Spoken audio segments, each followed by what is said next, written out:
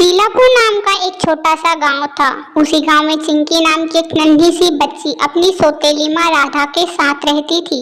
उसकी सौतेली माँ राधा का व्यवहार चिंकी के प्रति कुछ ज्यादा अच्छा नहीं था। वह हमेशा उसे ताने देती रहती थी।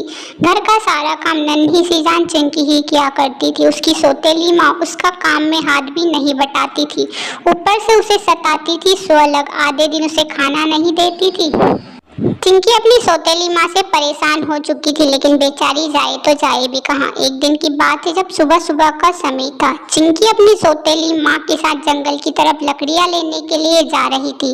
चिंकी पीछे थी, उसकी सौतेली माँ राधा आगे आगे थी। थोड़ी देर बाद चिंकी के सामने एक खतरनाक सा शेर आ जाता है, जिसे देखकर चिंकी बेचारी डरने लगती है। उसे उस शेर से डर लगता है तो वह अपनी सौतेली माँ को इधर उधर देखने लगती है, लेकिन सौतेली माँ की नजर जैसे ही चिंकी पर पड़ती है वहाँ भी शेर से डरने लगती है और सोचती है कि अगर वहाँ चिंकी को बचाने जाएगी तो उसकी जान भी खतरे में हो सकती है, इसलिए वहाँ उसे बचाने नहीं जाती। ऊपर से वहाँ यहाँ बोलती है कि अच्छा ही हुआ, इस चिंकी को तो शेर खा जाए तो अच्छा ही होगा। वैसे भी इसकी माँ मेरे ऊपर इसको छोड़कर चली गई है, इसका पालन पोषण करना मेरे लिए मुश्किल हो रहा है। अच्छा ही हुआ मैं तो यहाँ से चली जाती हूँ, उसको शेर खा जाएगा। और चिंकी की सौतेली माँ राधा वहाँ से भाग जाती है। उसे शेर से डर लगता है और चिंकी पर उसे जरा सी भी दया नहीं आती है। इधर बेचारी नन्ही सी जान चिंकी शेर से डरती है और जोर जोर से चिल्लाती है, कोई तो मुझे शेर से बचा लो, कोई तो मुझे शेर से बचा लो। अचानक से एक चुड़ैल वहाँ पर आती है और चिंकी की तरफ देखती है,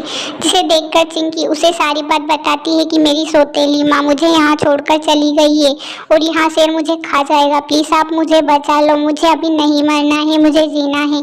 चुड़ैल उसकी तरफ देखती है, चुड़ैल की आंखें नम थी। वह कहती है, तुम डरो मत बेटी, मैं तुम्हें बचा लूंगी। तुम्हारी सौतेली माँ ने तुम्हारे साथ अच्छा नहीं किया, लेकिन तुम इस शेर से मत डरो, यहाँ शेर मेरा ही है और यहाँ किसी को नुकसान नहीं पहुँचाता है।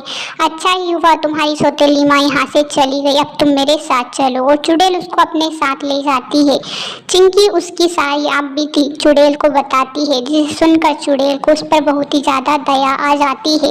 चिंकी की आप बीती सुनकर चुड़ैल की आंखें नम हो जाती है। वहाँ सिर्फ चिंकी की बातें सुन रही थी, उसको मन में से बहुत ही बुरा लग रहा था। फिर चिंकी से वहाँ हमेशा हमेशा के लिए उसके साथ रहने के लिए कहती है और चिंकी और चुड़ैल दोनों ही साथ में रहने लगती है। चुड़ैल उसे माँ की तरह प्यार देने लगी थी और चिंकी को भी अपनी माँ का प्यार मिल चुका था।